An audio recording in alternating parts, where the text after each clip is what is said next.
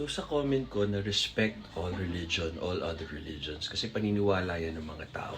Respeto lamang tsaka love. Kasi iisa lang naman ng Diyos. Ang daming nag-comment na iba-iba ng reliyon.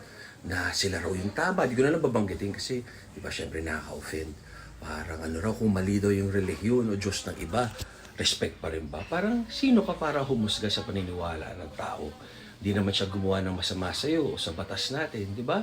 So kung may paniniwala sila na ganito ganyan, respeto lamang as long as wala silang ginagawa masama sa'yo, hindi ka naman apektado.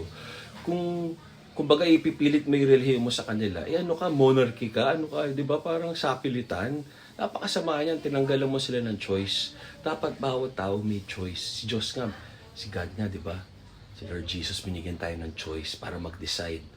Mag-decide tayo mabuti, huwag tayong magkasala sa kapwa. Yun lang, respect all religions kahit yung walang paniniwala. Bakit? Buhay nila yan eh.